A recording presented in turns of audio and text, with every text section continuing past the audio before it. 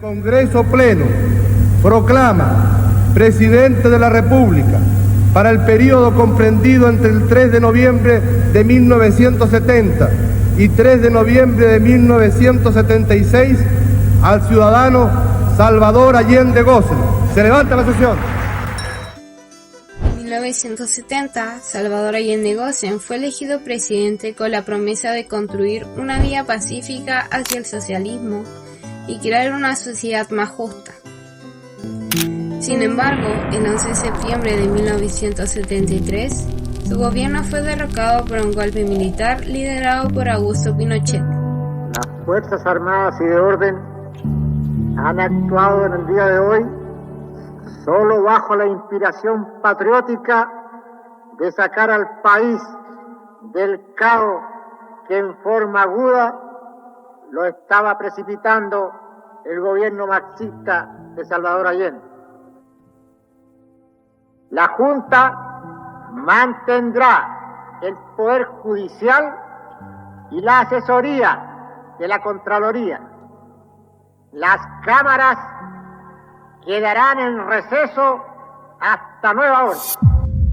Desde ese día, Chile entró en una dictadura que marcó profundamente a personas y familias enteras. Este documental busca comprender cómo este periodo sigue presente en nuestra sociedad, abordando las violaciones de los derechos humanos, la Constitución de 1980, el modelo neoliberal y la transición a la democracia. El golpe de Estado instauró un régimen basado en la doctrina de seguridad nacional, cuyo objetivo era eliminar a todo aquel que representara una amenaza ante el orden impuesto.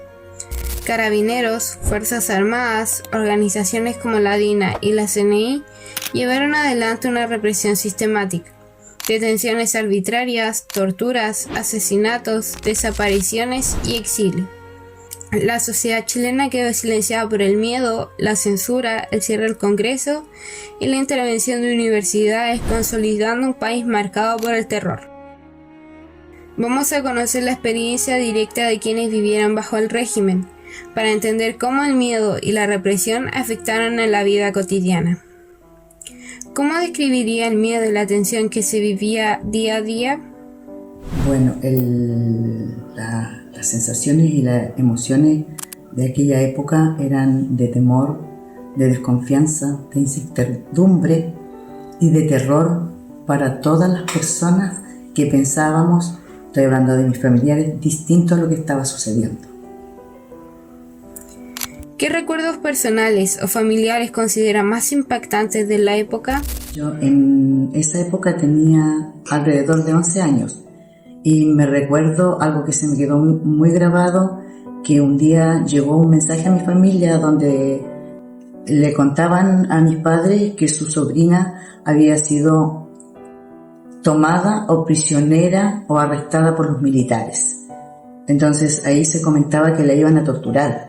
Yo no sabía en ese tiempo qué significaba una tortura, o más bien para mí una tortura era hablarle golpeado, tenerla mucho rato para que hablara, pero cuando ya fui más adulta y me empecé a documentar de lo que había sucedido durante la dictadura, supe que, entre otras cosas, y por nombrar las menos dolorosas, que le cortaban las manos, que le aplicaban corriente en partes increíbles del cuerpo y que le ponían paños mojados en la boca, le ponían agua y finalmente hacían desaparecer a la gente.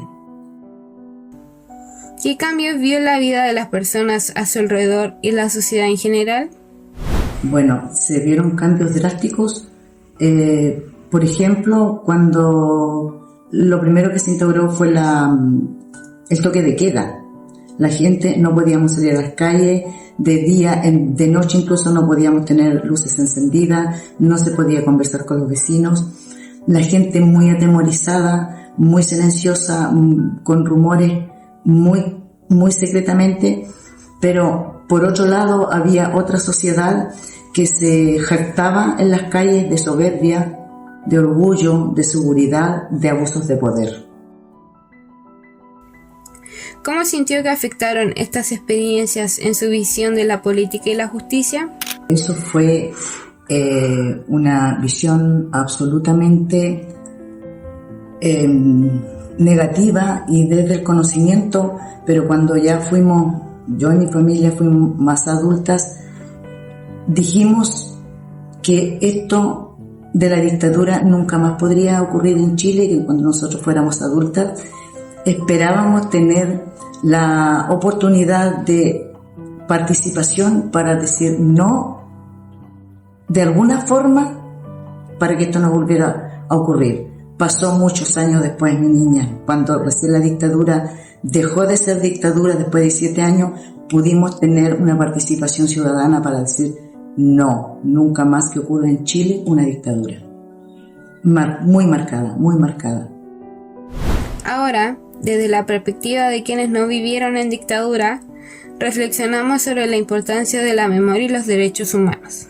¿Qué crees que perderíamos como sociedad si olvidáramos las violaciones de los derechos humanos ocurridas en dictadura? Perderíamos literalmente, siento que las personas que olvidan su historia, por así decirlo, están como condenadas a repetir todo esto. Al fin y al cabo esto es nuestro pasado y nos tendríamos cuenta, por así decir, toda esta libertad que tenemos actualmente en Brasil. Estos testimonios muestran cómo las violaciones de los derechos humanos no fueron hechos aislados, sino parte de un plan estructurado para mantener el control. Aún hoy, muchas familias siguen buscando verdad, justicia y reparación. El modelo neoliberal, impulsado por los Chicago Boys bajo la influencia de Milton Friedman, transformó radicalmente la economía chilena. Privatizaciones, apertura al comercio exterior, sistemas de AFP y las llamadas 7 modernizaciones dieron paso a un Estado reducido y a una sociedad cada vez más individualista. Si bien hubo un crecimiento económico y el control de la inflación, el costo fue alto. Desigualdades, precarización laboral y un debilitamiento a la protección social. La privatización de los recursos naturales como el agua generó conflictos ambientales que aún persisten. Exploramos cómo los cambios económicos impactaron en la vida cotidiana de las personas en dictadura. ¿Cómo sintió en su vida cotidiana los cambios que trajo el modelo neoliberal impuestos en dictadura? Los cambios que trajo el modelo neoliberal durante la dictadura acarreó desigualdades y sueldos miserables para las familias, desempleo. Pegó muy fuerte en la vida cotidiana para poder sostener la economía familiar. Fue muy difícil e indigno. Desde una mirada actual, reflexionamos sobre los efectos del modelo neoliberal y sus desigualdades. ¿Por qué piensas que, aunque el modelo económico hizo crecer al país, también trajo tanta desigualdad? Porque el modelo en sí está hecho para el consumismo, está hecho para que el rico, por así decir, pueda como gastar este excedente de dinero que tiene y el pobre al final queda con esta desigualdad donde no puede adquirir las cosas que sí el rico, así me entiende. O sea, es un modelo de vida de excesos que se puede dar la gente que sí tiene este dinero, esta plata, cosa que el obrero, por así decirlo, el pobre no puede. ¿Se pueden cambiar cosas del modelo económico sin que se caiga la economía? Sí, se podría. Quizás no por completo abandonar todo este modelo de manera abrupta, sino que de manera cíclica, o sea, de manera escalonada, por así decirlo. O combinar ambos modelos, un modelo donde sea como más amigo, por así decirlo, de la gente que no tiene tanto, por así decirlo. El neoliberalismo no fue solo un modelo económico. Fue un proyecto cultural que instaló el individualismo y la lógica del consumo como forma de vida. Hasta hoy, esa huella cotidiana es nuestra manera de entender la política y la sociedad. La dictadura no solo buscó controlar la vida de las personas, sino que también diseñó un marco constitucional que aseguraba la pertenencia de su proyecto. La Constitución de 1980 fue redactada sin participación ciudadana y aprobada en un plebiscito sin registro ni garantías. Su contenido limitó la soberanía popular, fortaleció el poder presidencial y consolidó el rol secundario del Estado, reduciendo su papel y entregando los derechos sociales a la lógica del mercado. Reflexionamos sobre cómo se elaboró y aprobó la Constitución y su impacto en la sociedad chilena. ¿Qué piensas sobre la forma en la que se elaboró y aprobó la Constitución? Bueno, la Constitución de 1980 se aprobó entre cuatro paredes, la hizo una comisión que se llamó Ortúzar, donde el gran icono de esa constitución fue Jaime Guzmán. Fue aprobada solamente por las Fuerzas Armadas y por Pinochet y por la Junta de Gobierno. Entonces es una constitución donde se cerró el Congreso, es decir, los senadores eran elegidos por Augusto Pinochet, por el dictador. Por lo tanto, las leyes, uno infería que las leyes a quién iban a favorecer, al dictador. Si bien es cierto, esa constitución decía justicia e igualdad, nunca, mientras estuvo el dictador 17 años en el poder, nunca hubo ni justicia ni igualdad para todas las personas que pensaban distinto a la dictadura. ¿Cómo cree que esta constitución influyó en la sociedad chilena de hoy? Bueno, pésimo, horrible, porque lo que nos decía la Constitución era que el pueblo no tenía participación, que a pesar de que estuviese escrito, las libertades no existían, que con todas las acciones que se hacían, la Constitución nunca se respetó, sobre todo lo que es igualdad y justicia. Y hay algo que marca hasta el día de hoy a todos los chilenos y chilenas, a todos, las famosas AFP, que ahora son asociaciones de fondos de pensiones, donde todos los trabajadores de Chile vamos a pasar a ser los más pobres y desamparados de la sociedad, con las miserables pensiones que nos dejan estas famosas AFP. Por decirte un ejemplo, las viviendas. Por otro lado, yo me recuerdo que las viviendas que daban en ese tiempo eran unas viviendas de 3x3. Eran vergonzoso. Ahora se ha ido cambiando, hemos ido avanzando mucho, ya tenemos participación ciudadana, ya se han respetado los derechos y los deberes de las personas. También, a lo mejor, como se vulneraron tanto los derechos en dictadura, retomamos ahora los derechos y deberes y le tenemos que dar ahí firme y clarito que cada deber tiene un derecho y cada derecho tiene un deber. Ahora preguntamos a alguien más, desde la perspectiva actual, ¿cómo nos afecta vivir bajo una constitución heredada de la dictadura? ¿Cómo crees que nos afecta hoy tener una constitución que se hizo en dictadura? O negativo, que de partida es antigua, entonces las sociedades cambian constantemente, o sea, la sociedad cambia, la gente cambia, y tener algo que literalmente se hizo para ser oprimidos es algo negativo porque no tenemos las libertades que deberíamos tener actualmente. La Constitución de 1980 no solo organizó al Estado, sino que aseguró la continuidad del modelo neoliberal, blindando los cambios con exigencias legislativas muy altas y senadores designados. Incluso en el retorno a la democracia, los márgenes para cambiar lo heredado fueron reducidos. Reconozco y acepto el veredicto mayoritario expresado en el día de ayer por la ciudadanía.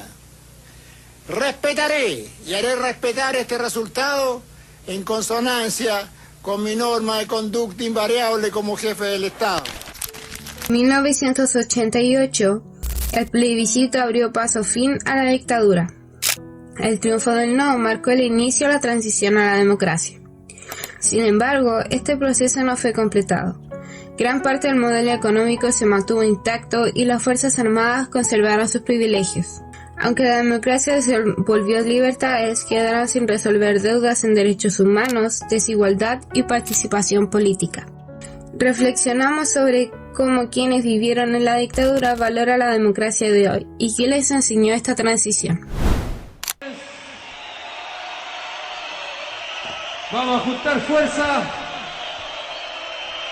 y nos vamos a despedir con un adiós grande, con un adiós general.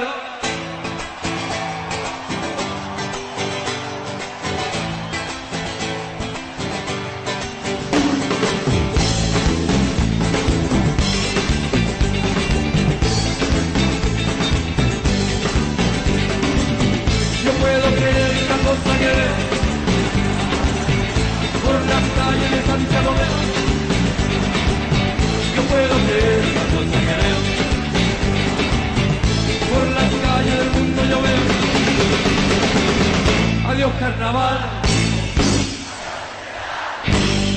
Adiós carnaval. Y el que no salte es Pinochet.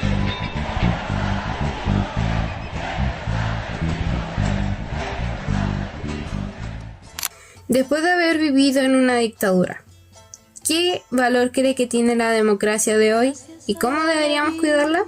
La democracia es el pilar fundamental de la sociedad porque nos garantiza la participación ciudadana, como por ejemplo a través del voto, donde podemos elegir libremente a quienes nos gobiernan.